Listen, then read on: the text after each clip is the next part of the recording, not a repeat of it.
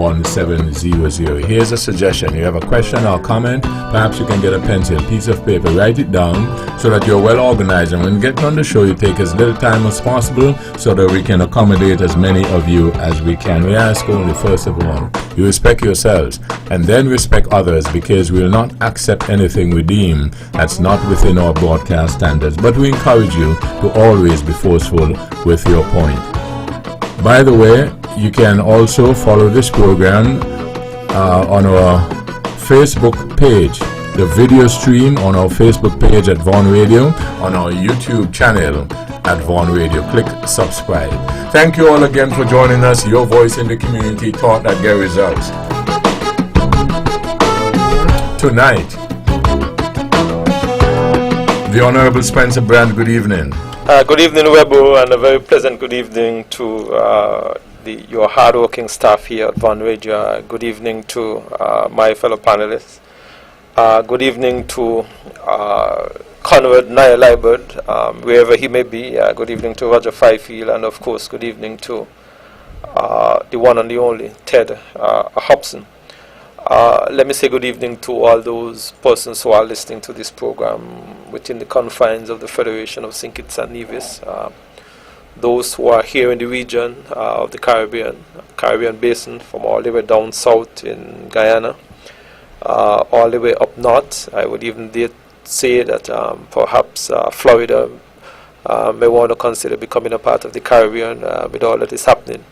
To those who are in the diaspora in United States, Canada, over the pond to Europe, England, I know we do have quite a large listenership there. To those who are further afield, I know we have some listenership as well, all the way over in Taiwan. So good evening to all those who are listening.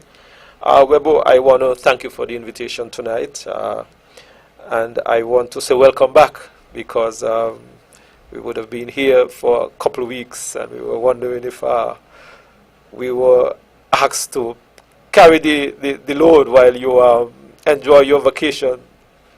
Let me say good evening to all those who are celebrating tonight, whether it's a birthday or a wedding anniversary or some accomplishment in their life. We certainly want to wish them a wonderful evening, and I hope that they're having a wonderful celebration.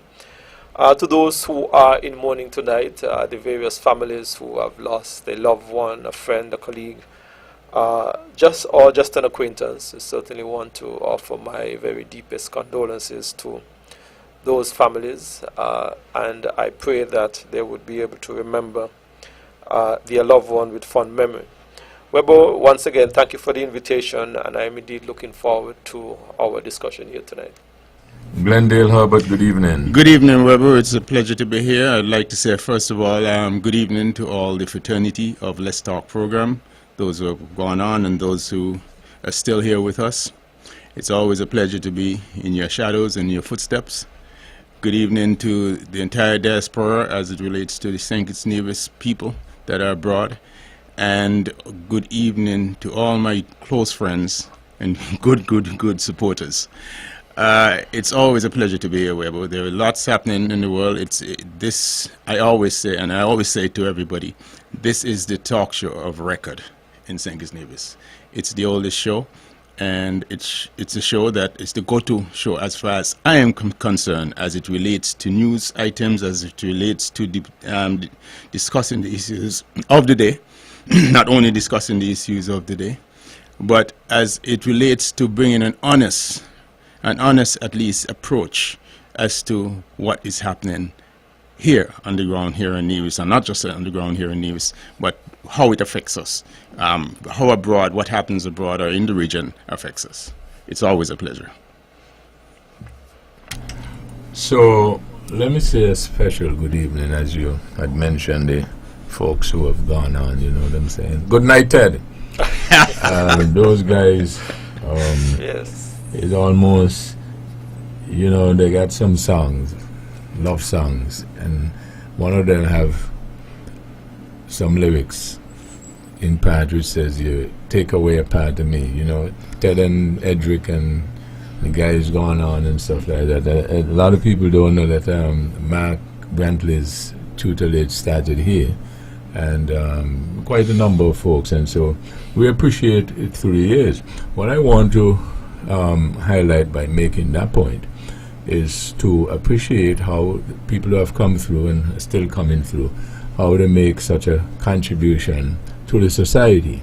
And we need to understand and then appreciate that people make contribution in different ways. And so, I just basically wanted to highlight that. A fellow like Edric, for instance, I go around and I hear people, quoting him in terms of the impact that he has done, and say, everybody's not going to like you. You know what I'm saying? Because some people don't even know and they just hate you. So you are not going to make, everybody and get everybody to like you. The point about it is what you have done in terms of your sojourn through life, and what sort of impact did you make? Did you make something a little better than how you met it? Right? And so I just want to make the point how much we appreciate. And then the team that we have here.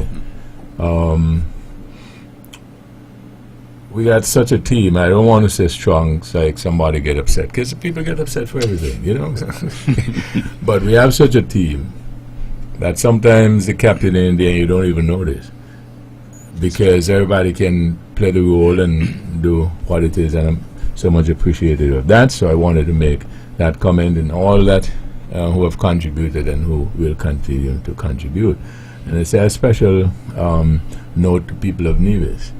You have to keep understanding, right? Just as I made the point about the Nevis Cooperative Credit Union, the Bank of Nevis, host of other institutions, TDC, and so on, that came about because of the cooperation of you, our people, and have made solid contribution in spite of.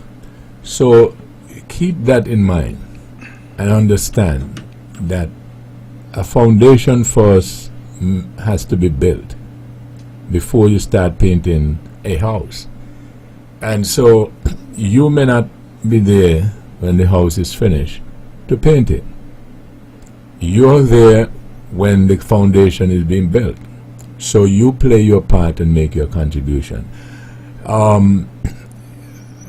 We just came out of the Easter period and the Easter season, and everybody can recite very well the thing about Judas and things like that.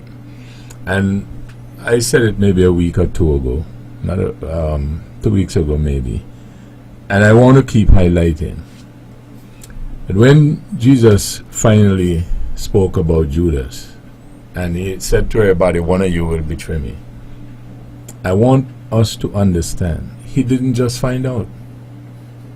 He knew that him and others were undermining him all the time. But so that the words must be fulfilled, he let them go ahead. So you may be running an institution, an organization, maybe just operating normally, and people are undermining you. You don't have to let them know all the time, right away. Right? There's method to the madness. And those who do that stuff understand that sometimes you're doing, but the people don't. That's why people get upset when I label people clowns, cowboys, and stuff like that. I am aware. That's just a light moment. So what we got? Well, Webbo, the world seemed to on an edge right now. India launched an attack today on Pakistan, attacking 9 sites in Kashmir. India accusing Pakistan of allowing insurgents to cross the border and killing people. So they launched a military attack today with missiles and all the rest, and Pakistan vowed to react. 2 nuclear powers. Of the 6 or 7 nuclear powers in the world, there are 2 of them. So everybody's watching this and how to avert, a major calamity between these 2. Next, What I saw, Webbo, I would like to cite and say commendations to the federal government for finally coming around as it relates to regularizing non-established workers, as we call them here in Nevis, and in St. Kitts, government auxiliary workers, allowing them to become pensionable, just like ordinary workers or somebody who was in the so-called the civil service. Spencer would know much about that. I'd like to congratulate the federal government for finally coming around, and we don't have a two-tier system of first and second-class citizens or workers in the civil service. That, to me, is something we've turned the corner in that, and we're beginning to make our country a more unified country, in the sense that not only a more unified country, but at least a more country where there's fairness. And I'm very happy, I'm elated, and I'm sure all the people who are working for the federal government and the NIA did this some 2 years ago, I think, 2 or 3 years ago. That's right. But led the way. And now the federal government has formalized this throughout the entire country, and that is a good thing.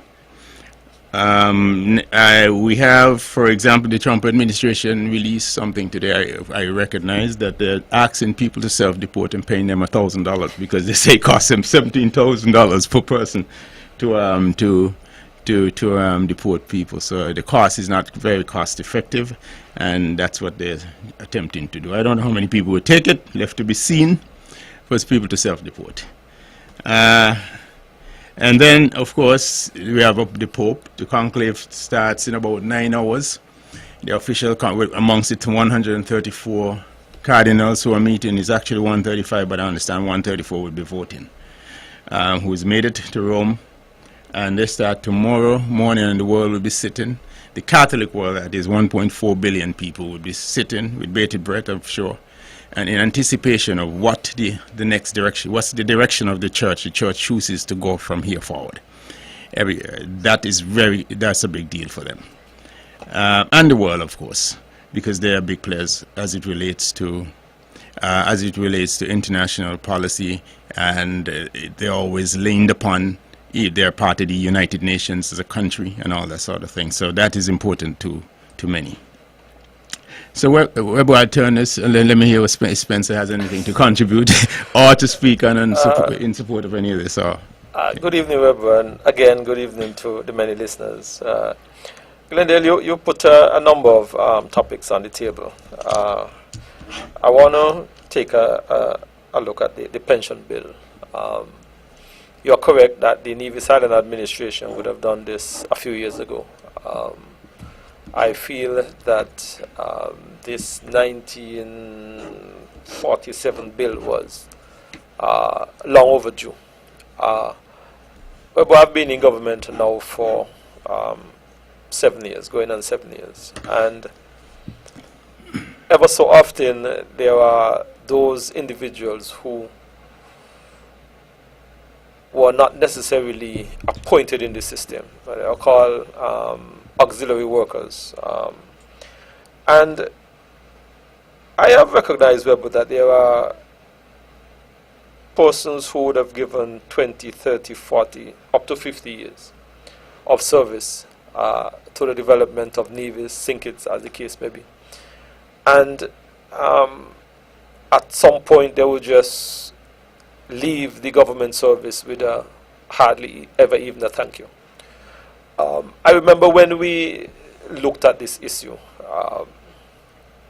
I remember there were two gentlemen who was having a very fierce argument about this very issue. My former permanent secretary, Dr. Ernest Stapleton, and who was my permanent secretary then, and the gentleman who was in charge of labor at the time, Mr. Gary Liebert. And I recall, Webbo, that in our heads of department meeting that we normally have monthly, this particular matter came up. And when we recognized that over the years there were persons who would have left the system with hardly anything, if some were lucky, they may get a thank you. And we felt then and there, Webbo, that this was not good enough. And I remember, Webbo, that we would have triggered that initial conversation, so to speak, and it ended up where the people of Nevis were able to see, or those auxiliary workers were able to see that we would have ensured that after a certain period of time, they were entitled to a pension. Webbo, persons, when you look at the other side of it, a lot of these persons were persons who were what I call in the lower bracket of the salary scale as well, where they were working for $200, $300, $350 a week, in that kind of category. So many of them had very little space to do much. And I know that there were times when there were some who were asked to leave the system, and they were really crying many rivers of tears not to leave the system because they really didn't have anything to fall back on. And I think that we were able here in Nevis to remedy that. I am happy that the federal government now have followed suit, because I think, Webbo, that a lot of these workers also are some of the, what I call, some of the unsung heroes in the development of our country. They are some of those persons who are in the background of the development of St. Kitts and Nevis. They are some of the people who do some of the work that many persons may not want to do as it regards to building our country. And I'm very happy, Webbo, to have seen that the federal government would have saw it fit to initiate this pension amendment bill. I want to say to all of those persons who would have waited, I am happy that it has now arrived. I believe that the stress level for a lot of these workers would now be relieved at some point. I believe that some would now take up the opportunity for retirement, because there were just some who refused to retire because of their circumstance. I'm very happy for it. I think that it's a bill that I think goes to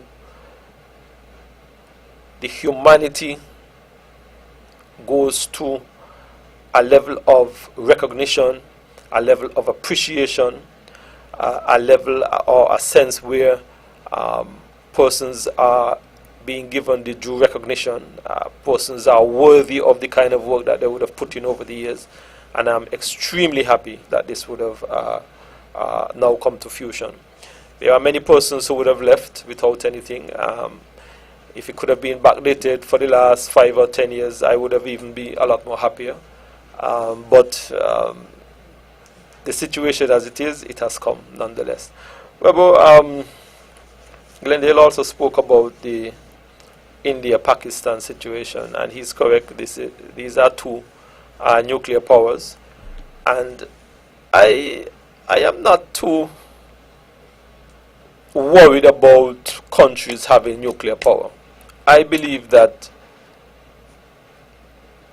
believe that I would see in my lifetime any country that is so eager to use nuclear power against one another. It is, in my mind, the ultimate power play. It is, in my mind, the ultimate flexing of muscles, so to speak, that they can use these kind of weapons. I would hope that these are weapons that would be destroyed, removed from a lot of these countries' arsenal. But more and more every day, there are countries who are trying to acquire these nuclear weapons. Some are saying that it's been acquired as a deterrent, but I often wonder, why is it that countries are spending billions and billions and billions of dollars to try and acquire these weapons just to be used as a deterrent, when their citizens and their people are starving, when there are situation and crisis in terms of housing, in terms of the availability of food and spending all of it. So the nuclear power scenario, I put that aside. I really can't see, and I don't see that either of these countries would be bold enough or crazy enough to go down that road. you spoke about the conclave in the Roman Catholic family. Many persons are hoping that we would see a bishop from the continent of Africa. We are hoping that whomever the person is would be able to continue to lead this 1.4 billion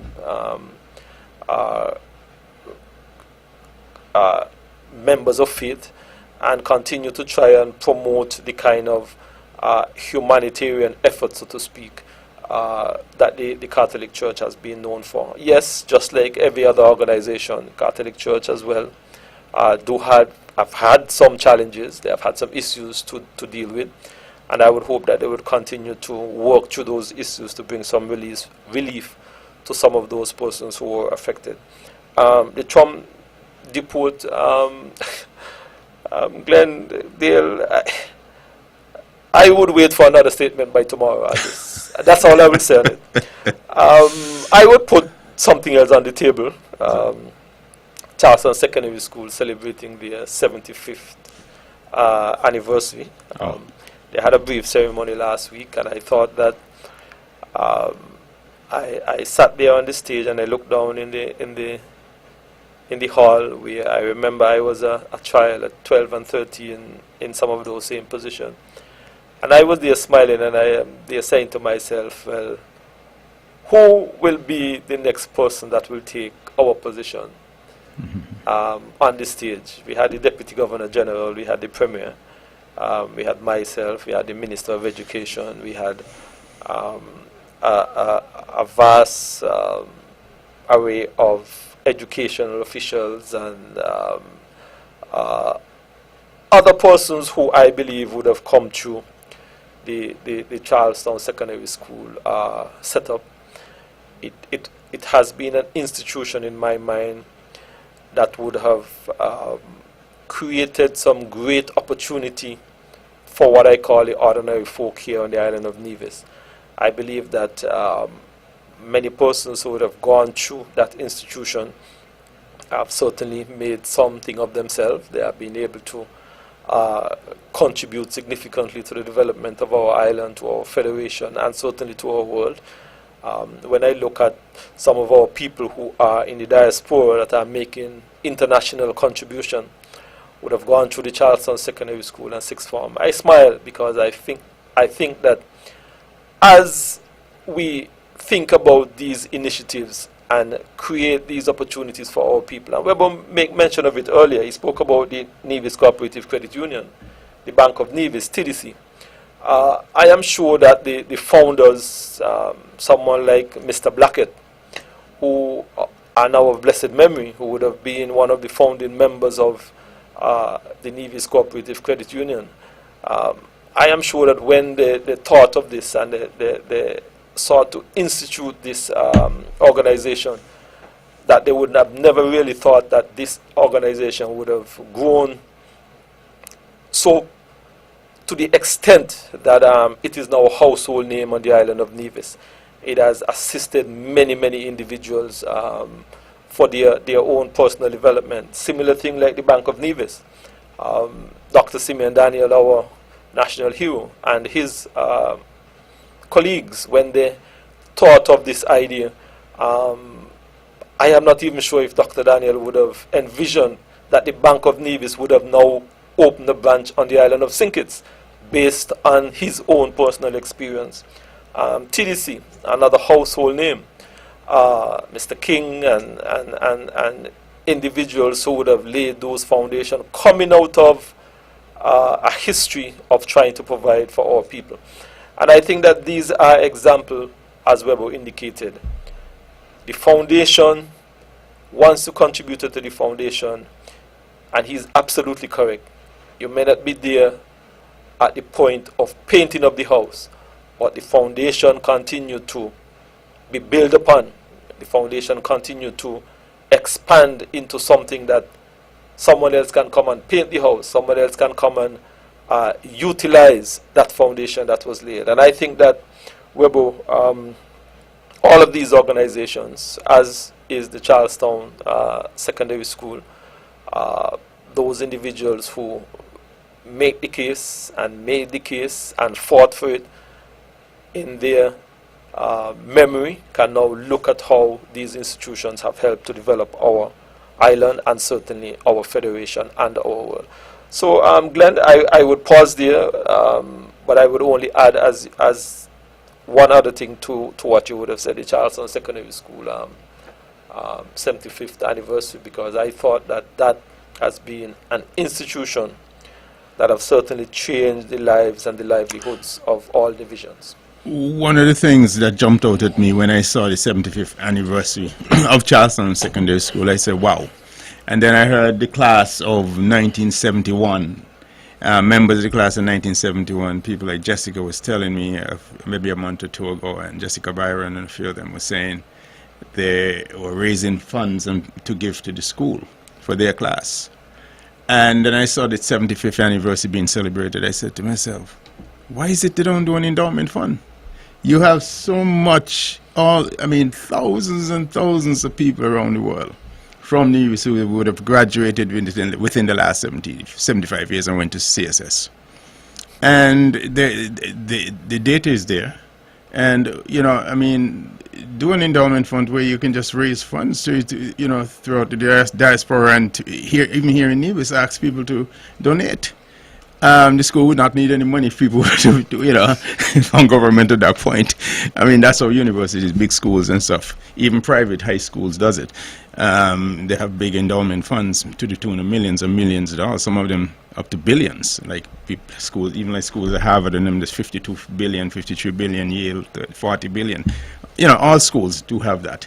So I think that's something that where the people who run Charleston Secondary School, they need to begin to put their heads together in terms of creating an endowment where they can reach out once, twice a year and for fundraising and reach their people.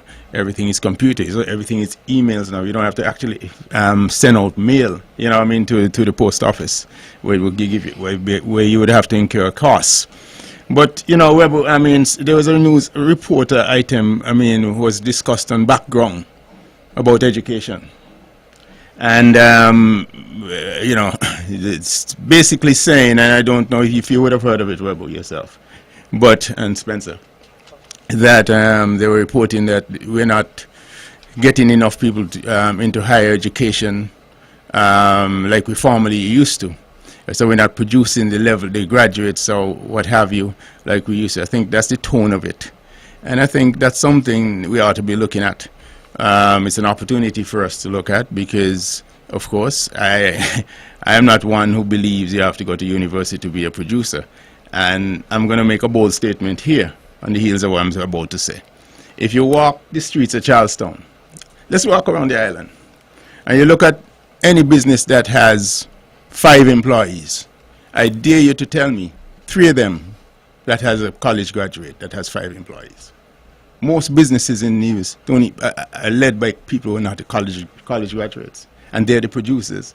They're the people who create a tax base in this country, from whether it's to employ people and to pay salaries to people and to come up with creative ideas. So it's not about this university thing and thinking, the old way, the old formula, you go to university and you come back with a degree and you're really not adding to the baseline of the country, to the tax base of the country and doing anything to move the needle in the country and creating opportunities. So I think we really need to reorientate our thinking. I don't know what you guys think about it, that's basically what I think. We ought to approach in terms of who is important in society. Whether you go to, because you have a couple of subjects or you go to university and you did well mean that you're bright. That don't mean you're bright as far as I'm concerned. Because you're not thinking outside the box. You're not a thinker, a creative thinker. Right? Well, Glenn, I hear you, and I believe that university education is basically one that, in my mind, allow persons to position themselves in certain aspect and development of the country. You are correct in one sense that while we continue to see a number of businesses that are being run and managed perhaps to some extent by persons who may not have gone to university, I think that we are now living in a time and an age where practical experience is a critical component to our development. I think that as a society and as a country, we still encourage our people to get that university degree. I think that it will, of course, put them in good stead. But I think that while we stress now on a lot of this entrepreneurship, I believe that entrepreneur, and I think last week we made mention of it very slightly. We spoke about it, ran out of time last week when we were trying to get into it. But I think that while we stress on the concept of entrepreneurship, I believe that entrepreneurship and experience, in my mind, basically go hand in hand. It is something, Glenn, that the report, I heard of the report. I have not dived down into it fully myself. But it is of concern for the region, really, where there is this quote-unquote fall off, so to speak, of persons taking up university opportunities. Here in the Federation of St. Kitts and Nevis, we often advertise a lot of these scholarships, universities all over the world, and oftentimes very few persons really go after them. Even there are opportunities where persons can take up these scholarships and get a university degree, quote-unquote, practically free of cost. You see, getting a tertiary degree is good within itself, but it doesn't translate, in my opinion. It's a fact. It's not even an opinion. It's a fact. It doesn't translate, as it relates on the ground in terms of doing things that are pliable in society, that doing real things that add to the country.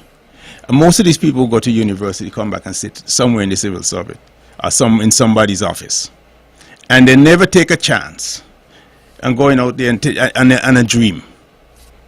And you have to applaud people who didn't take the university route, but took a chance on themselves. And I think when you're building a country, you need people with technical skills. That is what you need to build a country. When a country is on the march to building, you need your engineers, you need the electricians, you need, name it. Those are the people you need. People who are thinking, and people who can create opportunities or do things that builds. And I find that old colonialistic way of thinking that okay, go to university and come back, and then we used to glorify them back in the 70s or 80s or whenever when they come back. I mean, most of us have gone on to university. But it helps. We must understand that it's not the be all and end all in fulfilling your full purpose. Your purpose is larger than going and getting a diploma. You have to figure out a way how to graft out a space in society. You have to figure out a way how to define yourself, distinguish yourself. You understand? Not just to go and sit in, and the complaint has been people go and they sit in the halls of government, or they sit in the halls of civil service, and they stifle growth. They stifle growth. They frustrate people who are attempting to do things and not encourage. And this is on the heels of what we began to speak about last week. In terms, when you ask the question, how can government help entrepreneurs? And I think I began to saying that, their government job is to create the condition, a good set of not just conditions but also opportunities, and how they can also create opportunities or help opportunities to identify not only identify talent or identify technical skills, because I say. Let me get this, Glendale. Good evening. Thank you for holding. Good evening, gentlemen. I'd just like to point out in hearing this more recent discussion that a balance is necessary. Okay, I don't think any developed country ever managed to get that state without percentage, a pretty high percentage of persons in tertiary education. Okay, so yes, I hear you about the technical skills necessary, but leadership in other areas, expertise in other areas also count for something. Regarding the pension for the GAE workers, it's commendable. After all, as someone pointed out, intra-organizational discrimination, because that's what it was really, insofar as pensions were concerned. That's really kind of immoral, eh?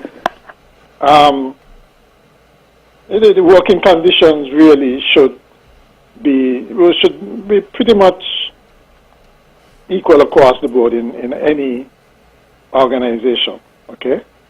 However, there's just 2 points I'd like to make concerning that. I don't know if what actuarial studies were conducted to determine the feasibility of this, okay? But I wondered about the priorities. Would it have been more prudent to give the mass of folks out there who don't have health insurance, universal health insurance? Because after all, pensioners, you're talking about giving people pensions, but pensioners are usually the most vulnerable people to illnesses, and one catastrophic health issue can wipe out all the benefits of any pension, okay? I know people would probably prefer on their own the glitz of getting money in their hand as a pension, but sometimes they need to be at least guided or given alternatives for their own benefit. Okay, that's the first thing. The second thing, I wonder if government couldn't incentivize all companies over a certain size to give their workers, to have some kind of pension scheme for their workers. Okay? It's all well and good for the civil service and government workers, but there's still a mass of people out there who do not have access, who are going to only depend on Social Security, don't have any access to any pension. And I know government can mandate it, it would be too disruptive, but certainly they can give some kind of incentive to have companies provide some kind of pension for their workers. Because right now, as you know, some companies do it. Some large companies, including the very large companies, two of the largest on the islands, in our island. One do it and the other don't. Okay? And I'm saying it would be nice if the pension schemes can be expanded a bit. And lastly, I don't know if it's possible to introduce something into the mix for discussion. I know it's not a big thing in Nevis, but the Labor Day celebrations that just passed, I really would have liked your opinion on it, because, you know, I ask myself when I look at what's been happening, whatever happened to Workers of the World Unite? Okay, that clarion call for all trade union organizations, all workers organizations, so that they can get better deals for themselves. Okay, Labor Day nowadays, it doesn't seem to be about workers. Okay, it seems to be more about political parties, at least in St. Kitts. Okay, and some people who say, well, so what? That's our tradition. It's always been political. It's our tradition. Why change it? But is that a best practice? And shouldn't we have, there's no reason why we can't evolve to a higher level. Labor Day is not about campaigning for political parties, saying what they did for workers, etc. Labor Day is to celebrate workers and press for more, for better working conditions for them. So I just wondered if you all had some kind, you know, there's a time for campaigning, okay, that will come, but we should not lose the meaning of Labor Day or May Day, whatever you want to call it. Okay, I don't know what your thoughts on those things are, because right now it's very divisive, and we can do with less division, more uniting, and the workers' organizations, the few that we have, should take the forefront of celebrations for Labor Day, because it's about them, not the politics of the day or the political parties to brandish their strength or weakness, as the case may be. All right, then. Caller, before you go, can I ask you a question? Sure. That last flurry of points that you just made, do you know of anyone or any group that would disagree with you?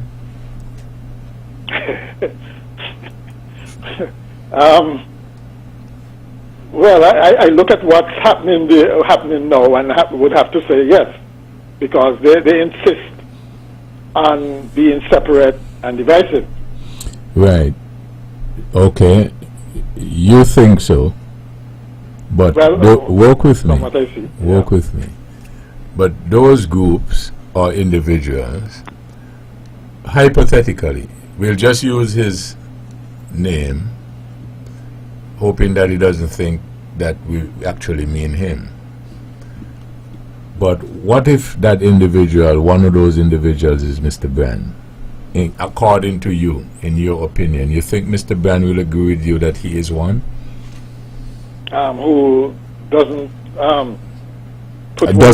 doesn't support the recommendations and the ideals that you are putting forward to have a better world or society? I don't think it's a priority for Mr. Brand, otherwise he'd have been advocating it, I would think. Right. So all those who are not advocating it, you think that they do not support it? No, I don't think it's a priority. It's not a priority, but not a priority. But they support it.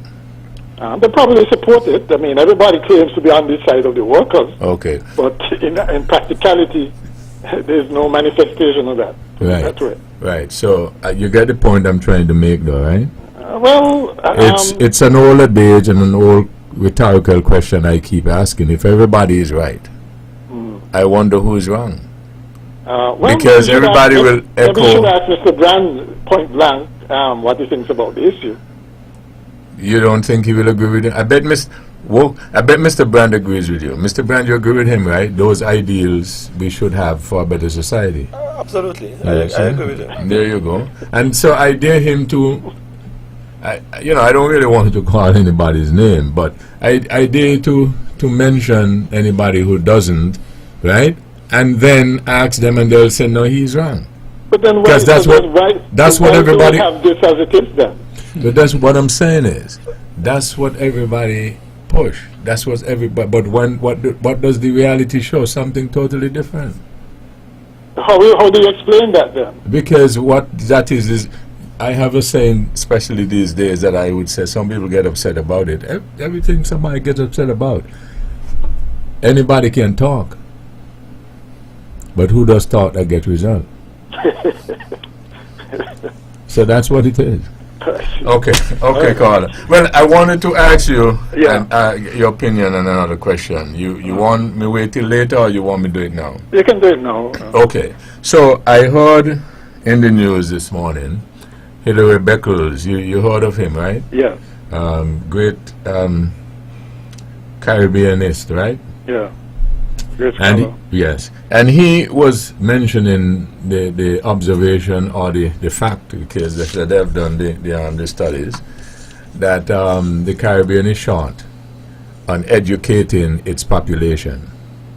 And they're saying that, let's say we're doing 15%, we should have been, based on our population, at 30% in terms of higher education. Right, I've heard that. Right. So the question I have for Dr. Hilary Beckles and the rest of us is, have we evaluated the return on the investment for higher education and the productivity that we are getting from it? Or are we just doing it for doing its sake, because what I find that we also do in the Caribbean, we are very interested in just talking about history, the first who ever did this, the first who ever did that. So I'm wondering if we're not caught in that same snare. What do you think? Well, like I pointed out, which developed country didn't have the kind of percentage that Beckles is talking about in terms of higher education. Because I think that in itself says something. If you show me a country that has low numbers, but yet have the kind of productivity, the type of living standard of those that had higher numbers, then I'd be able to say, like you're saying, the cost benefit. Yeah, well, I suspect that can be explained by third world and first world and second world, because because when you look at a place like they're always talking about these places, the name eludes me now, but places that have a small population, Singapore, and so, but doing very good in terms of the economy and all that, and the productivity of the workers and stuff like that. So that's what I'm talking about. Yeah. Whether you just have people with degrees, but what are they producing in terms of the GDP of the country? One person in a discussion, I'll finish up now. One person in a discussion pointed out, for instance, that okay, so you have people with masters, PhD, but you have nothing for them to do. But that's a brilliant point. But those really people with PhD and masters are looking to a fellow like me, who don't have nothing, to hire them. That's not ironic. Though, remember at one point, we refused to send anybody away on scholarship to do a PhD. At one point it was like that, for this very same reason that you say, what you said it to us. Okay? But I think the world has changed to the point where one kid in a garage who have not had higher education can change the world. And I'm thinking there of what's his name? Zuckerberg? Gates or Jobs? Someone Jobs. Steve Jobs. Right, yeah. Okay? But at the same time, you can have one PhD in the laboratory, in a lab, at a university, who can do the same. So I would not be so dogmatic about either or. No, we're not doing either or. We are saying that if you have a certain degree of education and intelligence, we are trying to measure what productivity we get from that. And it swings me to a point I was making off here earlier with my colleagues, where you have an institution and a person might have gone to that institution from high school, understands the working of the constitution, of the institution, is very productive. Right. But then Mr. Glendale, who is the CEO, says, well, I'm not going to give Webbo a promotion because he didn't go college and he has no degree. But well, I'm the man have who... some kind of standards, and remember too, a lot of people always, this goes to the root of, again, labor problem. A lot of people would say, where's the guy on the assembly line who is doing the work, who is most productive? The guy who sits in the office and providing leadership or managerial or supervisory, having a supervisory role, quality control and that kind of thing. He, as far as they're concerned, he's not doing anything. No, but a lot of people might say that, but they may be wrong. Of course, exactly. Right, but what I'm saying though is that if you just measure what a person did in a classroom, right, in terms of promotion and worth, you may well be wrong. Yes, yeah, of course. Right? Because I agree. what the evidence shows, there are a lot of persons who, having realized that that is your evaluation standard, just get that piece of paper and sit and say, now when and where is my pay? So you have to be as practical as possible, not correct? Yes, as long as the instruments to measure that productivity. But that's all we're saying. That's what all we're saying. Because that's a difficult part. I mean, generally speaking, though, right? Our region, look at it from a macro perspective. Our region hasn't done badly, right? So, walk with me. Hold the line. Glendale doesn't agree with you, and I want to hear that debate. Go, Glendale. You're in St. Kitts, I would imagine, correct? Yes, correct. Okay. So I want you to walk around Bastille and find me 5 businesses that has 5 employees that are headed by university grad. We're talking about productivity. I think our culture, the way we've been cultured over the years, is yes, we want a tertiary education. We all try to go and get a tertiary education, but when we get that tertiary education, I think the question is on the table is, what happens to that tertiary education in terms of creating productivity on the ground, moving your GDP, meaning doing things or bringing money into the country, creating value.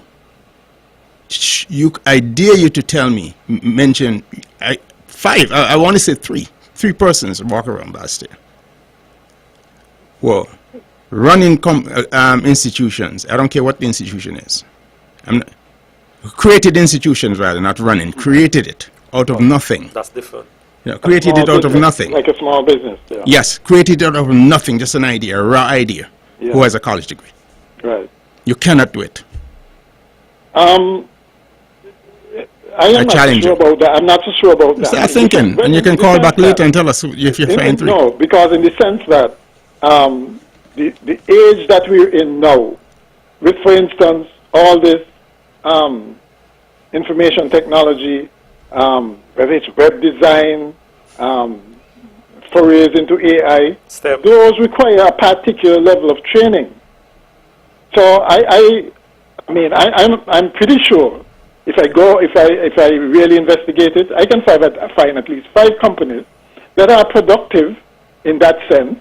Okay, but I take your point that it's not necessary for you to have higher level training to start a business. That's what small enterprise and so is about. Yeah. Carl, I think the real point we're on to right now is you say we're far along in the Caribbean, we've come a long way. But there's another hurdle to leap to now, meaning that to take it to another level. Yeah. And you need technical people. You need people with skills to take you to the other level. It's not about going and getting a university PhD. Hear me out. PhD, masters, and it's not about that. No, but one last thing. Most of Silicon Valley leaders, I don't care if it's Jobs, I don't care if it's Gates, most of them, Zuckerberg, and most of them did not finish college or don't go to college. Mm-hmm. Most of the Musk, it doesn't matter. Mm-hmm. Elon Musk, it doesn't matter. You do your research.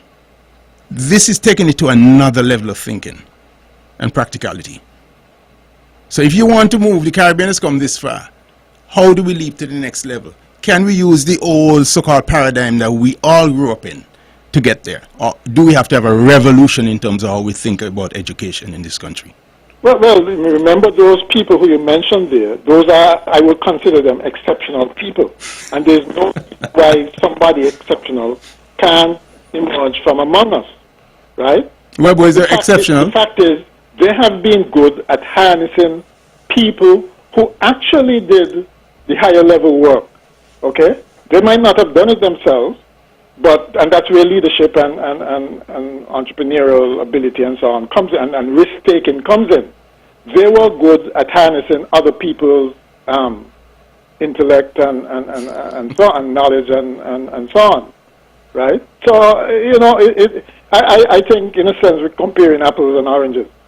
You know, there is room for both. There is a need for both, and the technical skills that you're talking about. If you're talking about the lower level technical skills, the people come in from overseas and do that, and do that from other places in the Caribbean, because it's inefficient for us to train particular types of technical people. So it makes more sense to bring them in.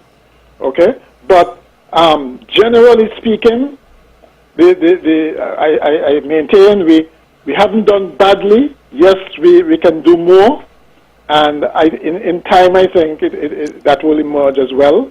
But in other words, I don't think we're that badly off, to be quite honest, compared with a lot of other regions. Yeah. Carla, let me ask a question. Do you think that the region have the necessary infrastructure to train our people at the level that we want them to be? Especially the region, yes. Especially in technical areas. The region as a whole, yes. The region as a whole, yes. I would say that.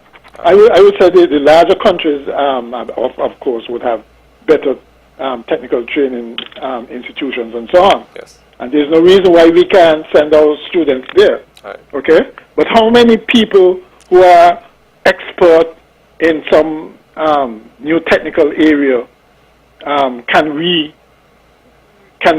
absorb? You know, we have certain economies of scale that we can avoid, we can ignore, right? But regionally, as a region, I think we're okay. What we'd have to watch is the brain drain, but generally speaking, as a region, I think we're okay. Let me ask you this. You know a lot about the other islands like Tortola and Montserrat and Dominica and stuff like that? Yes. Mm-hmm. You're aware that almost all the islands have the same infrastructural problems with electricity and those kind of things? Yes. You're aware? But Yeah. you find that we're doing pretty good in those areas? We are. Okay. We Work with me. Uh-huh. And that will be based, obviously, on your expectation. Yes. Okay. Yes. I got you. Thanks. Yeah. And, of course, you can always call back. Okay then. Yeah. You know, what he just answered there for me is a question I've been keep asking all the time. Whether or not, instead of keeping complaining, we shouldn't just lower our expectation. And he just answered that for me. Glendale, you wanted to get in. Well, you can only go as far as your expectations. That's the bottom line to this. If you cannot imagine and if you cannot conceive things, it's no point. You're like you're beating a dead horse. It's no point. People, and I said, Webbo, we all have a different fingerprint. When we go, that's what makes us all unique. An old person used to say to me, old Aunt Mary used to say, I said, Aunt Ellen, are people equal? And she said to me, no. Nobody's equal. She said, look at your 5 fingers. Every one of them is different, but they're all important.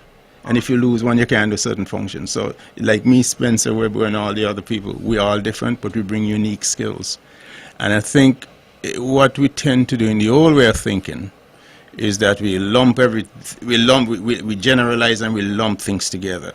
We used to have a thing around here. I don't know if you guys remember, you go to school and if you can't spell the word together and you leave out the G, you're dunce. And it's how you're dunce. But we're in another jurisdiction that is developed, the encouraged thought. It's not about whether or not you're dyslexic. You know what I mean? And you can't spell a word correctly or whatever the place. And they shame you into feeling like you're dunce. That kind of culture has to change. Different jurisdictions encourage thought process, encourage creativity. And of course, in other jurisdictions, they have ways and means to bring things to market and fund them. But that is not something that we cannot do. And we are, like, again, around here, the big pay used to go to the guys who work in the bank, the guys who work in the treasury, Spencer, you know, or the guys who work as a teacher. I remember as a little kid coming through. But now the guys who makes money in this country are the technical people, hands-on people. That's really where the money is, isn't it? You know, so I'm saying, you know, I know it's a bit of a challenge for some people, for some old thinkers. But if you want to take country to a different level, you've got to begin to encourage those people and encourage them to get into business, encourage them to do whatever their dreams are, or their purposes. Help them develop them. Government, like us again, we started last week in terms of providing grants, in terms of providing technical support, in terms of all the sort of thing. You know, government should have a database, because people come to their doors every day. Oh, go over there, this guy might be good in, you know, you need him. It's his technical skills to get you to the next level. That's the point I'm really making, Spence. But Glenn, let me ask a question, and it's the conversation is at a point now where I believe, and based on what the last caller would have said, he would have put a number of things on the table. He would have highlighted some areas. My question is it that we are not as developed in our methods of critical thinking, so to speak, to create the necessary level of entrepreneurship? One, I think that we mentioned that topic earlier. To bring the kind of value and development that we really want to see within the various islands and territories throughout the region. Because I think that perhaps, and we can look at the method of our education. Webbo put the number on the table. We are at 15% of individuals who are taking up the higher education, when based on according to the expert, the analysis is saying that perhaps we should be at 30. That's a 15% difference.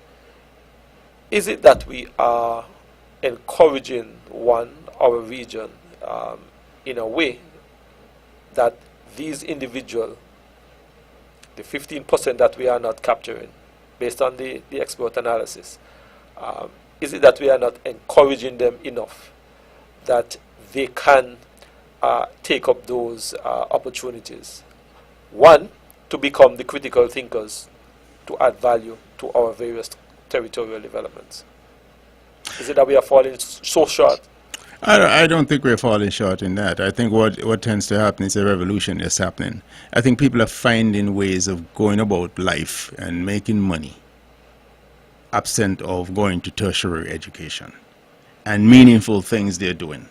Whether it's cutting grass, it can be meaningful because you create a company that can cut grass and cut many yards or wherever, and he has 10 persons working with him. They pay Social Security. They pay into the system. That is good work, and he builds a company out of it, and he can go into so many other areas with that. Of course, farming and whatever else, without a meaningful to the society. I think the emphasis has shifted. Right. I mean, when I hear Hillary Bickle say, "Oh, even if he's complaining," I understand that he's in Barbados, but Barbados is not a true reflection, in my mind, of entrepreneurship. What's happening in that country? Of course, it's the most highly educated country in the Caribbean in terms of post-baccalaureate, not post-baccalaureate, but tertiary education. Barbados has always been the #1 country in the Caribbean in terms of literacy rate. But in terms of performance, there it is. It spells out where they're ranked. You have a country with a lot of people who are highly educated, who are working for somebody. And I say, we can take examples, yourself, Webbo, who has gone out and done things and, employed people. Myself has done that.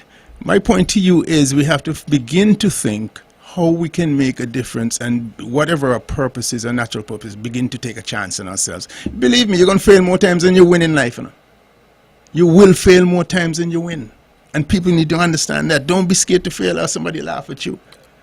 You understand? Because you're going to get a breakthrough. Through these failures is where you're going to learn and where you're going to tighten up your skills. So we should encourage thought. We should encourage, people to take opportunities and jump in the deep. And of course, governments should have some sort of safety net or helping mechanism to foster this sort of thing forward.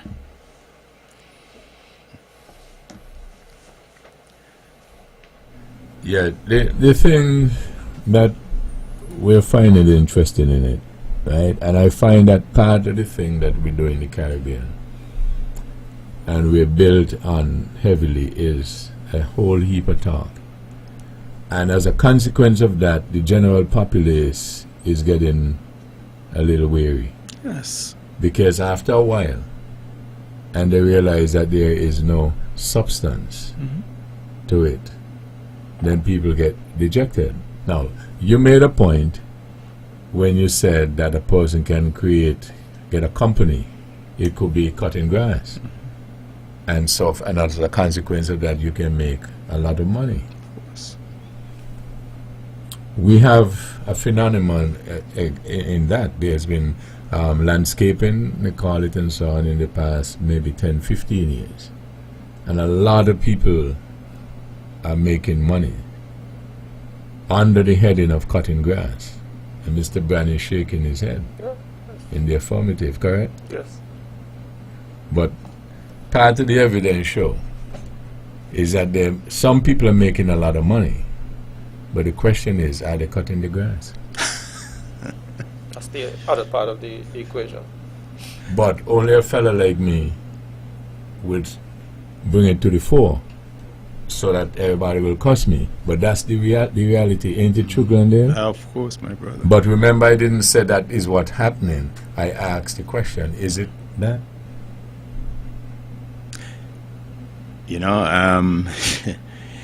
As long as, this can go in any direction.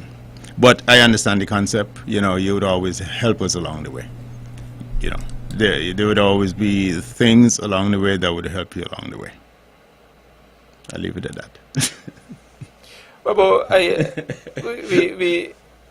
we spoke about the grass cutting as an example, and making money and whether they are doing the job. Of course, there are at times when there are challenges with that. But we put the grass cutting as an example.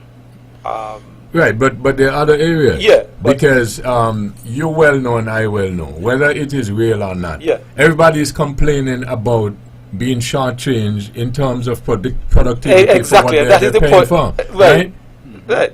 Okay, so Glendale said help you along the way. So I mentioned that, Thank so I borrowed a bit for again. Okay.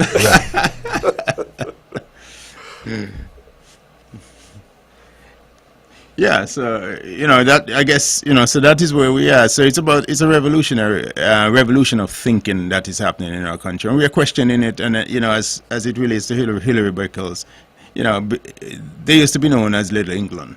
Yes. Barbados, and the thinking is different. So I'm beginning to drift into colonialism, and they were proud of it, Bajans, and they're proud of it. Black Bajans would be proud to be known as Little England. You understand where I'm going with this? So I mean, if he wants to hold on that in terms of questioning, I think Barbados should be heading in the direction of the rest of the region, meaning that people, if they can look at countries that are leading the Caribbean, such as St. Kitts Nevis, and beginning to take pattern in terms of people stepping out of their natural sphere or their natural comfort zone, and beginning to do what they think, what they can imagine they can do, and take chances. Well, I don't know the banking system support them, but begin to figure out how to do it. Good evening. Thank you for holding. Calling that because I felt kind of uneasy about the direction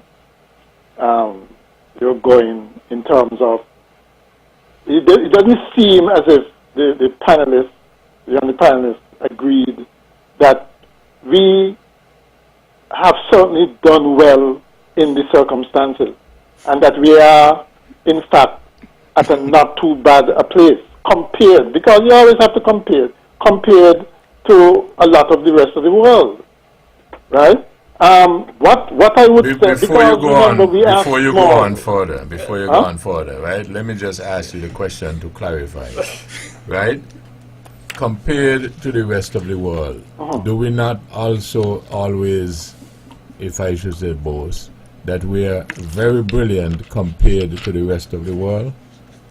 Yeah, academically, in academics, yeah. Okay. I guess so. Right. So just we have what about three Nobel Prize winners? For a small region. Yeah. I just wanted to clarify that. Continue. Yeah. What I'm saying is, you mentioned, for instance, the things like the infrastructure, right? I'm sure all of us have been to places and seeing similar types, supposedly more developed than us, and seeing similar types of problems, okay? The fact is, we're small, and that makes us easier to manage. I would say that a lot of the problems we have, we really should not have, because we're small, and we should be able to take care of those problems, but we don't. Okay, and that's more, I think, a case. What I would say we really need is more adaptability, right?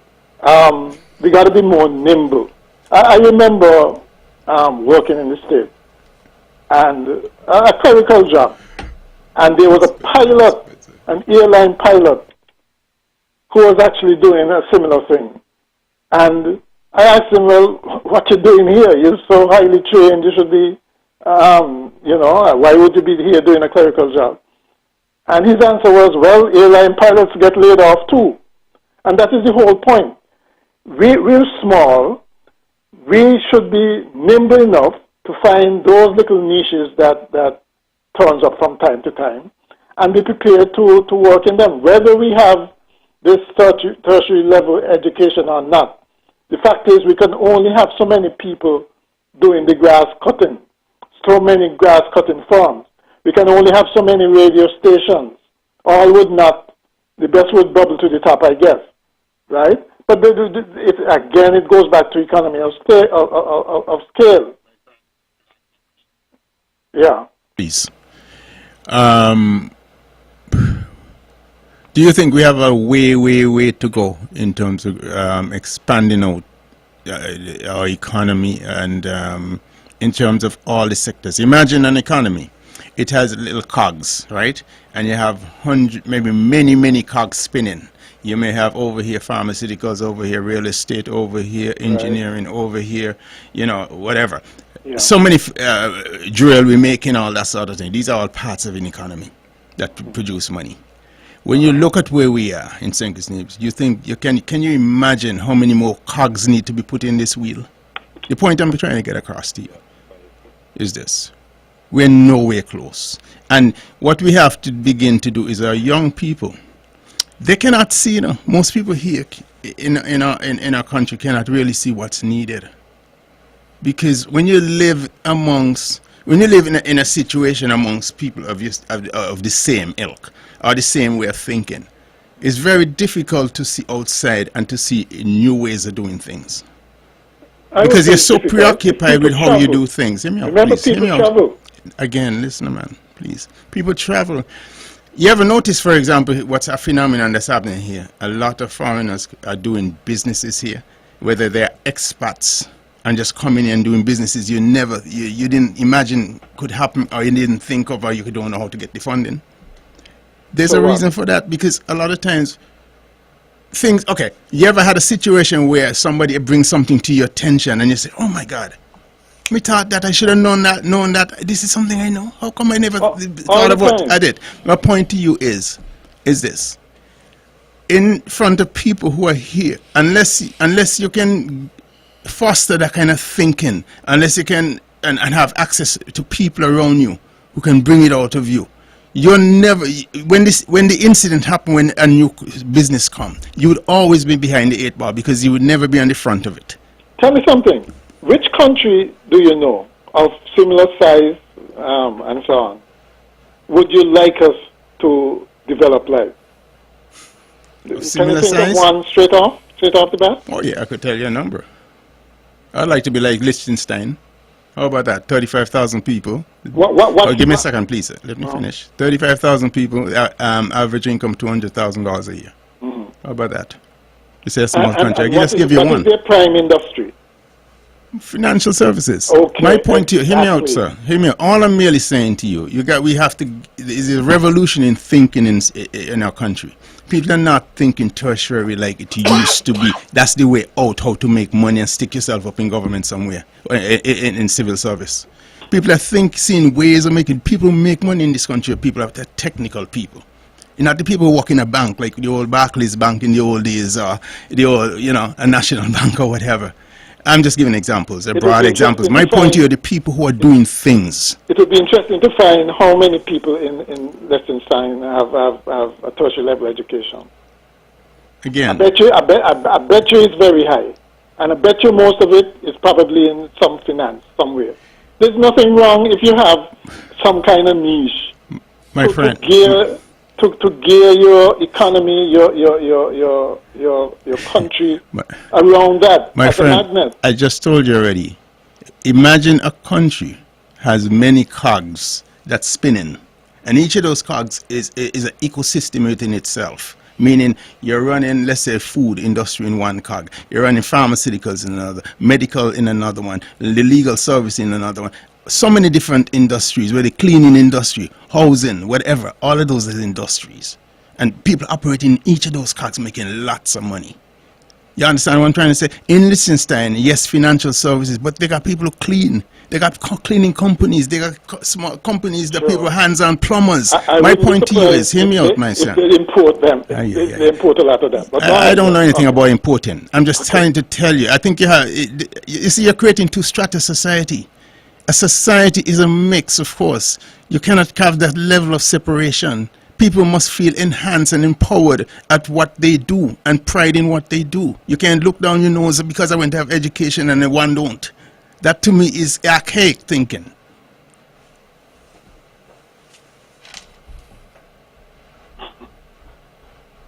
Mr. Brand? I started out by saying we should go for balance. So it isn't that I am disagreeing with you in terms of making sure that all aspects of a society is taken care of. I'm just saying that you should not swing the pendulum the other way. And when you look, we don't have enough of the same people you've been critical of, saying that they're not inventive enough or entrepreneurial enough, and make that unfashionable. Kuala, I could ask you a question. I think we've done well as we've been progressing. Yes, we need to do better, but don't throw the baby out with the bathwater. I could ask you a question which will help clarify something. Yeah. If a man is trained as a plumber, where and in what vocation you expect to get the best and the most contribution from him? In plumbing. Okay. But that don't mean if the plumbing jobs or plumbing environment is tight, that he shouldn't go over. Yeah, but to you else. heard the question. You heard how I phrased the question.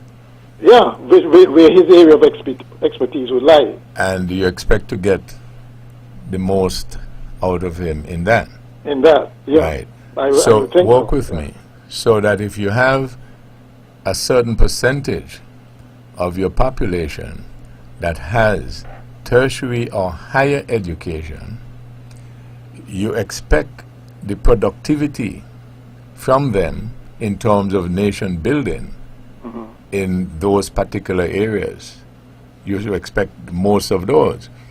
You wouldn't expect, would you, that to get the better or the more productivity from the persons who did not have the benefit of that higher education, you wouldn't expect them, that group, to produce the greater productivity for the country. No, I disagree with you. With that, Oh, you would expect them to do that? I'll tell you why. No, This no. thing- this thing about- Hello, walk with me, so that if Mr. Brand, Mr. Glendale, and myself went to study financial services, and the other fellow went to study mechanic, Right.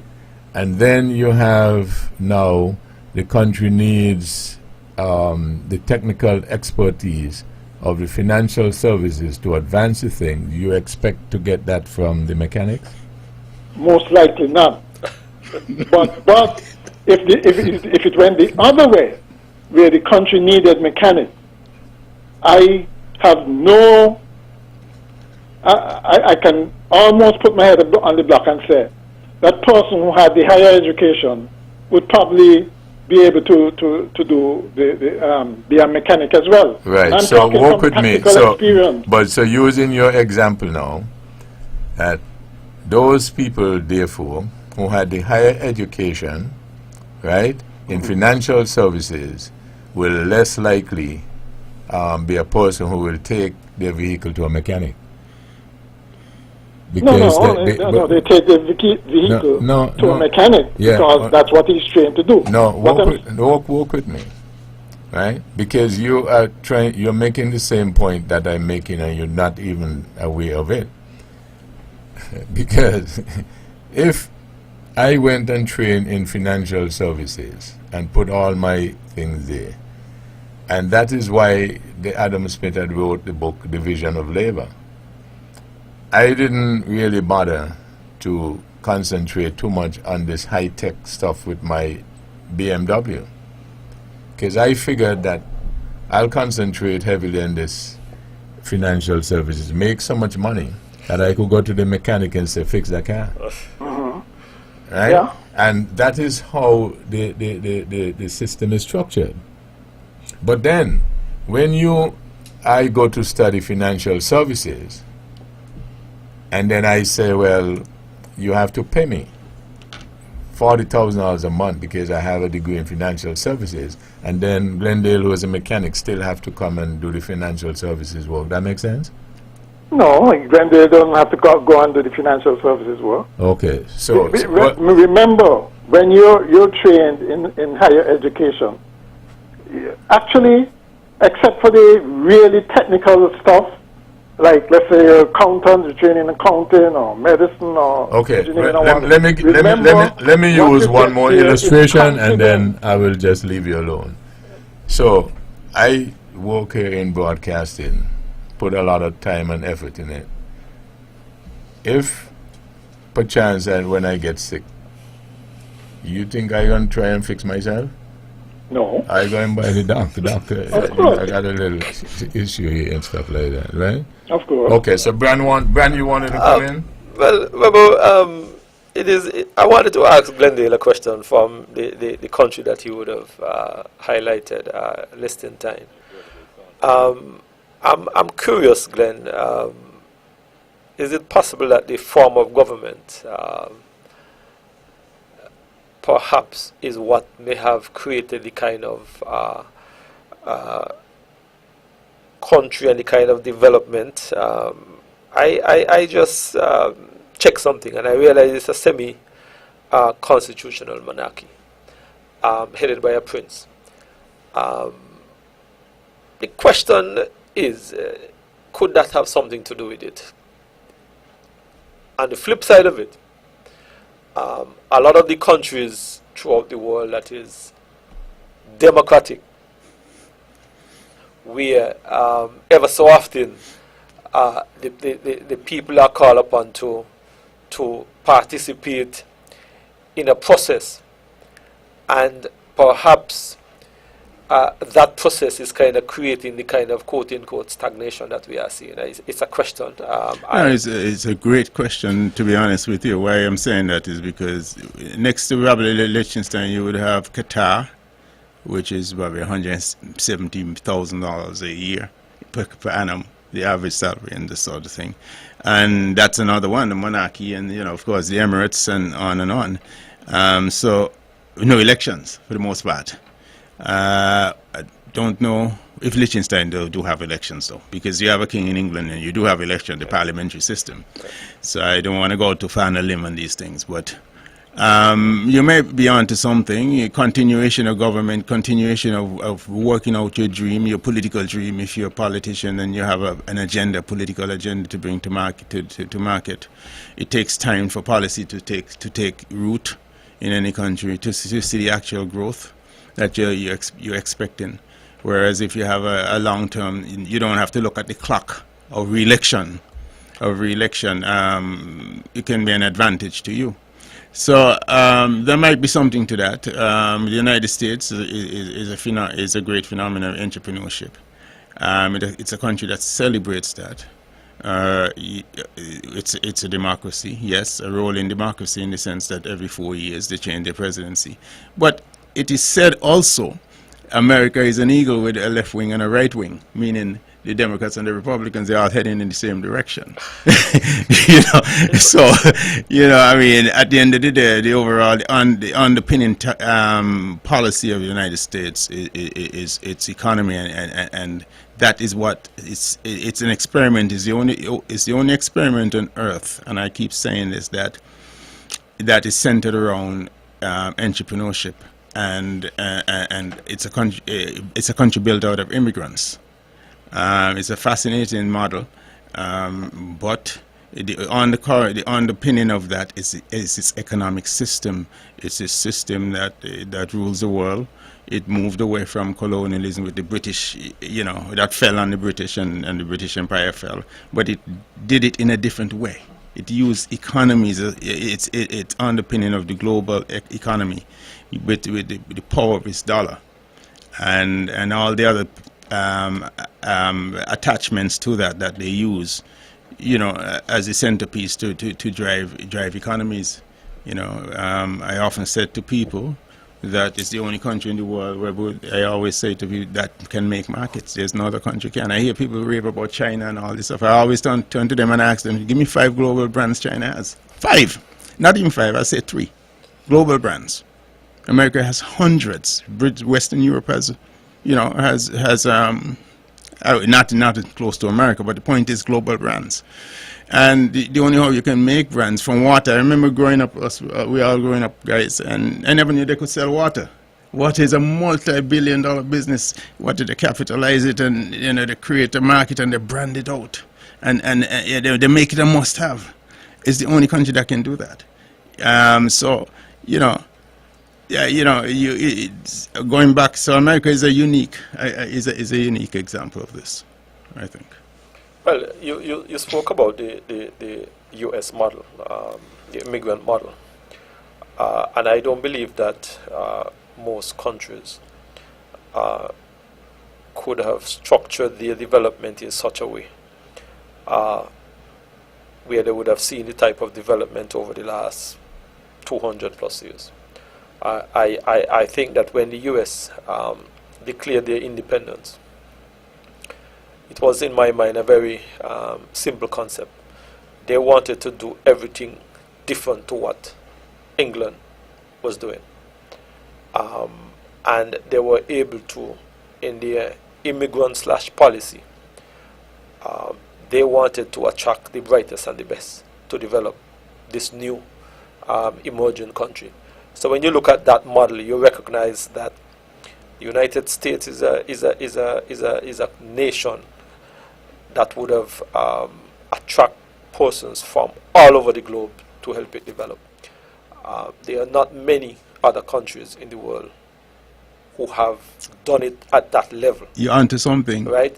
So even though countries have their own immigration policy and immigrant mechanism, we're now seeing a lot of people trying to leave Africa, sailing across these dangerous seas to try and get to Europe.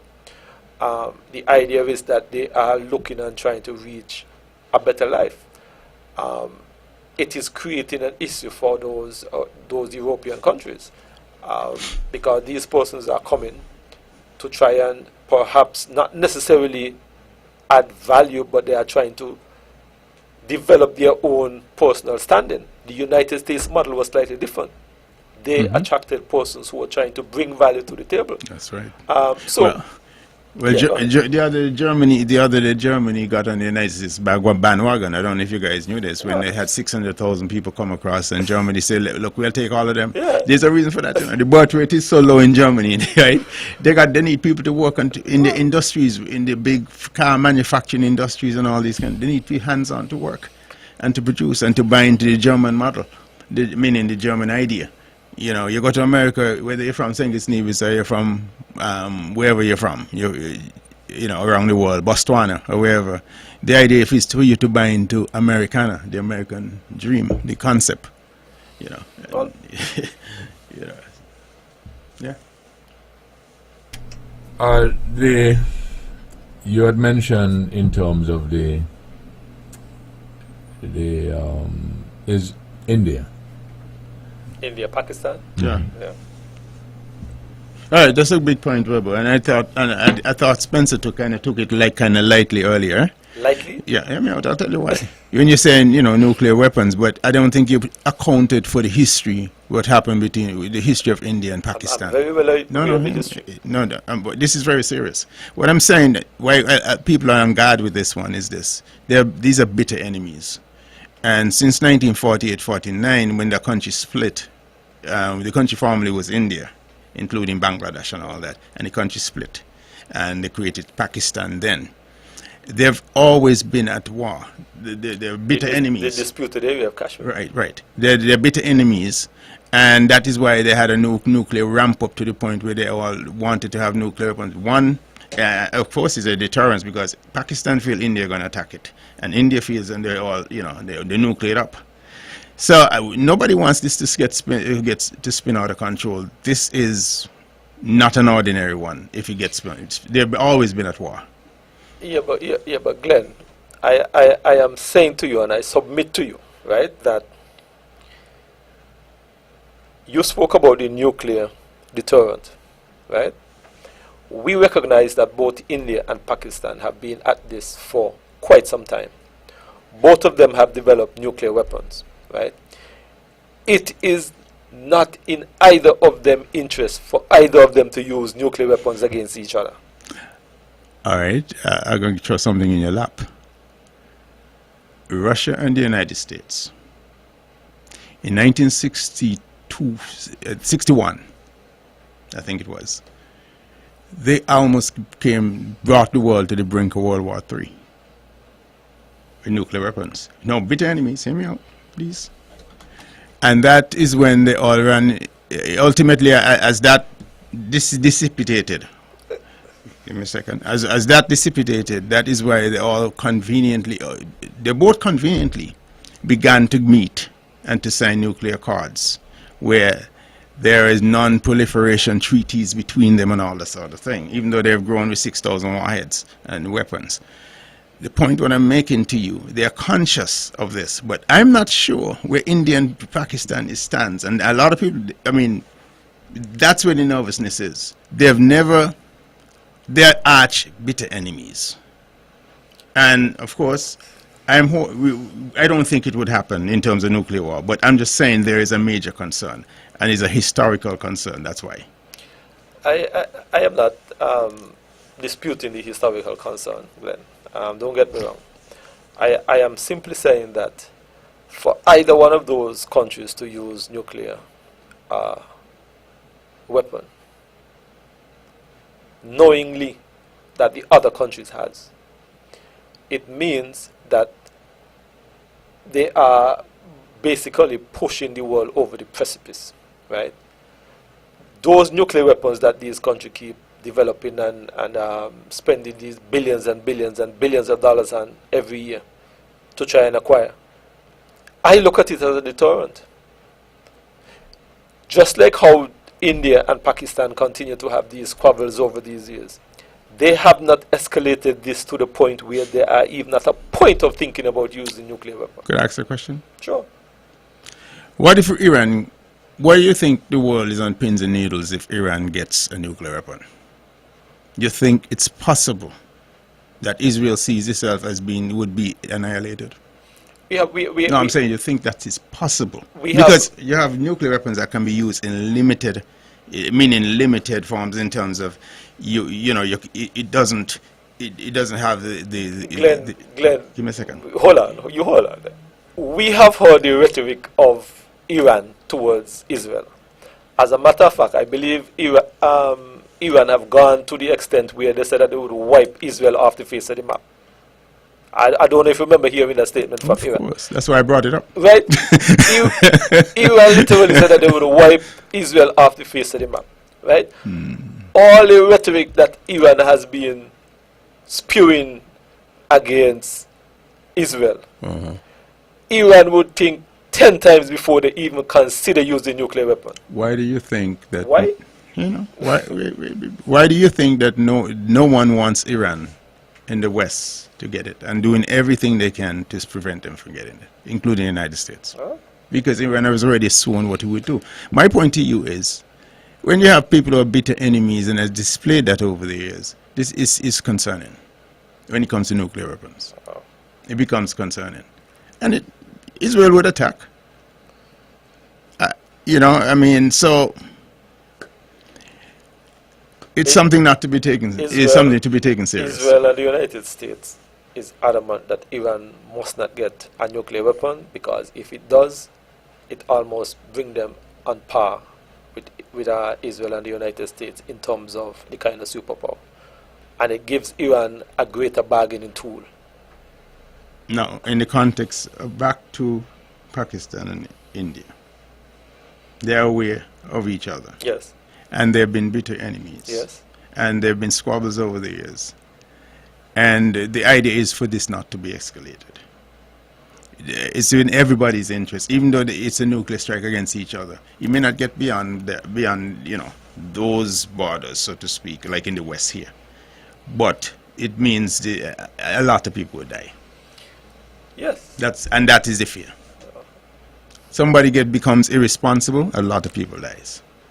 I mean, Nagasaki and Hiroshima, we had about 300,000 people die with 2 bombs.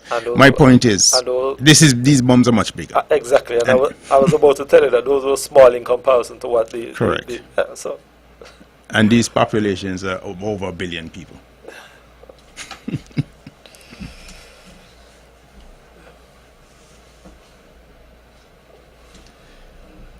Yes, Webbo. It's quite concerning. I just think that we ought to, it's important for us to be aware of what's happening.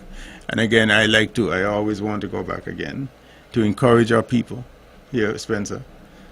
And I encourage those, government. I think we need to begin to look at different ways of advancing people. And when I'm trying to get at, when I say advancing people, creating opportunities or helping people to create opportunities, in this country. I think it's important. I think we need to keep put our head down as a people.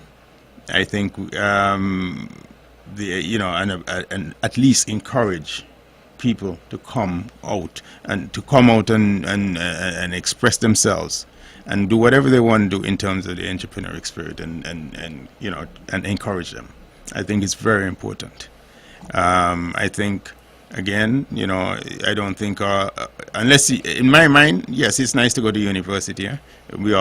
Most of us has been there. It's a good thing to do. It broadens your scope. It should broaden your scope, rather. You get to learn a little bit more of not just writing and math if you take a broad array of courses and all that sort of thing. But that is not, to me, that's not where it's at. Where it's really at is practicality, being able to see things and think, being able to take chances and think outside the box. And I always tell people, you're going to fail many more times.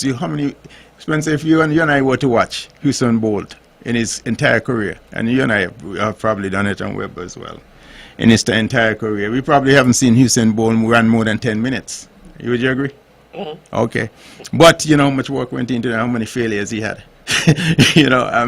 My point is, we see people in their glory and when they win, right? Yes, and you win, but the hard work is in the failures, and the getting up and continue and just continue and encourage people, build them up. It's okay.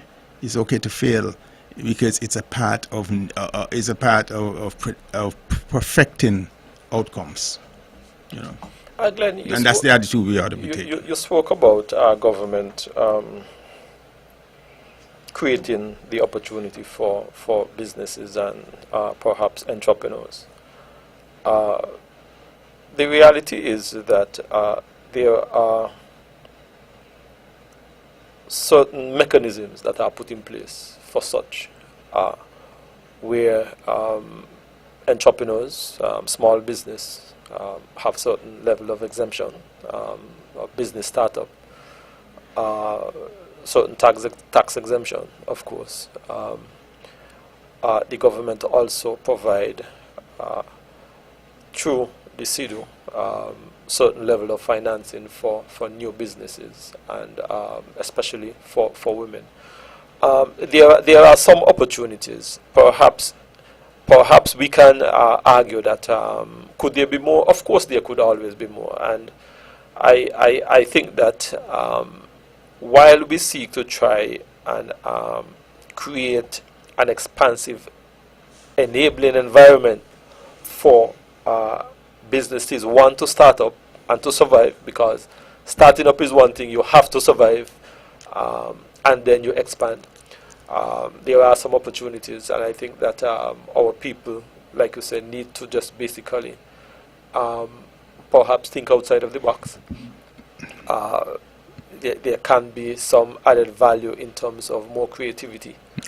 I think that there are some opportunities within the economy for individuals to take advantage of, and there are those level of exemption and opportunities for people to take advantage of them. I think let me tell you something. The most critical thing in any business or idea coming to market is the technical aspect of it. You may have the idea. You may be able to put together some financing, but to make it a live business and to make it a viable business, meaning where it's functional, and a real player, the technical parts a lot of times is missing, and people lose sight of that. Identify that skill, those skills that put the pieces together, I do believe that's where a failure for the most part for people comes. And again, like I said earlier, when people especially here again, another thing is that, and I'm not knocking, is what we have, but the people who are vetting, or the people whether it's in government or the people who are vetting, a lot of them are not exposed to the new types of business or the new models or the best practices in a new discipline that's being brought in the market. And they're judging things they don't know nothing about and frustrating people. No, you got to listen to what I'm saying. You may not understand, but believe you me, if a guy wants to do a new thing that has never been done here, and you have a vetting agency that knows nothing of how the functionality of the business, it's totally subjectivity. It's going to be totally subjective of how he vets or how you understand, or giving a license or whatever the case is. They're in charge of giving license, but they don't know the functionality of the business and how the business, the potential of the business in terms of how it's going to perform. But yet they're here judging. And I'm saying we have a lot of square pegs in round holes. You understand? At the vetting process, or at the gates that give you, let's say, a license or give you the authority to do X, Y, Z, whatever that business is. And those are things we got to begin to look at, because, again, I used a little example. The little example I said, you have a lot of little cogs spinning, and all of those that makes up the whole matrix of industry. whether it's oil, the oil business, you have gas stations, or the oil, you're in the oil business, you're in pharmacy, you're over here in real estate, you're over here in timber, you're over there in, cement, whatever the case is. All of those are industry that implies lots of people. And as we broaden out and we begin to do more things, if you're people who are in government, or who are the gatekeepers, meaning to green light businesses or whatever the case is, don't know best practices, they could frustrate something new that's coming on that they've never seen or heard of. Well, Glenn, I hear you. I don't necessarily fully agree. Earlier we were speaking about these individuals who would have gone to tertiary institution. I know that a lot of the gatekeepers are such persons. So, but I hear you. Like I said, I don't necessarily agree. But Glenn, it is obvious that as a small island developing state, we still have some ways to go. And there is absolutely no sugarcoating of it. There are some areas that we have to do some improvement on. There are some areas where we have to ensure that we create the necessary opportunity for our people. And I feel that as a small island developing state, sadly, oftentimes you're working within a very small, tight, limited space. There are times when there are things that you want to do, you see certain opportunity, you recognize certain trend, but because of the kind of small, restrictive, limited space that you are in, it creates a major challenge and obstacle for you to get where you want to get. But I think that I agree with you. There are certain things that we have to perhaps maybe do differently. Maybe shake the tree a little bit more and see how best we can get around some of these challenges and obstacles. But we have to keep moving. Yeah, we have to keep moving. Webbo, I would encourage a lot of people who have had, experience living in so-called big municipalities around the world, who've been exposed to best practices and that sort of thing, who are Nevisians. I would encourage them to really be around, come around, or be in Nevis to really be a part of this, because the country is taking off in a different direction. And believe you me, it's going to happen. It's happening rather fast, based on what the little I know. And it's happening right under the noses of our people. And because you don't know, you need our people. They need people, not just take the lead, but at least give, help in terms of helping bring those along who are amongst us. You understand? Because the country is going to go in a different direction really fast from what I'm seeing. But Glenn, I would in the next 5 years. I would say this I would say this in your encouragement of our people. Of course, Nevis is open for business, right? And I agree with you. There are certain persons who may have had some unique experiences in the diaspora. We have sought to publish this returning national policy where we are seeking to encourage some of our persons to return home and bring not only their skill set but also their bank books to try and help us to develop. So Nevis is open for business, and we welcome them. We would certainly embrace them, and we want them to be a part of all that we are trying to do as we seek to develop this country. Nevis is open for business for who? For who? Yes. For anybody who wants to come and do business. Okay, but not those of us who are here. Of course, Webbo. Okay, but you just didn't mention that. Well, I was piggybacking on Glenn. Nevis is also open for business for all those who are here, who are engaged in business, who want to expand their business, who are also looking for diversified opportunity. We are also open for business. So we're done with the and that means that just like with everybody else, if you have red tape. We have what? Red tape. Yes. So their business is not being able to advance. You would not just bluff them. You will try and help to move that red tape. Absolutely, Webbo. We try to accommodate everybody. Webbo, we're going to get rid of the idea now, Mr. Brown, as well, that an investor, foreign investment. We need foreign investment. He was right here. The investment can be right here. I hear you. You understand? But that idea, foreign investment, you always say when they go in the house, foreign investment. No, I don't have a problem with that. I don't have a problem with that because my view is not our philosophy is either or. Investment. Yeah. What about me? Because I don't deny, I don't envy the person who is doing well, the big conglomerates and so on and so forth. I just said, but I have a little red tape here. Mm-hmm. But all you keep telling me, that's how the lie is. But that's why you're there. To change the law. To look at it. Yeah, okay. And if it makes sense, right? Don't say, oh, well, as he want. Lord, I love Edric Stanley so much. Are you following me? You got enough. I'm following you, Webbo. What's the last? Who's got the last word? I'm following you, Webbo. You got enough. This program repeats tomorrow at 10 o'clock, following the VON News Minute.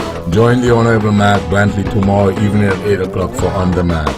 Join Keats Carbro on Thursday evening at 8 o'clock for Government at Work, a place where you can spend all of your evenings right here on the Eastern Caribbean's Powerhouse. Thank you all again for joining us. This is your voice in the community, thought that get results. You all have a wonderful evening.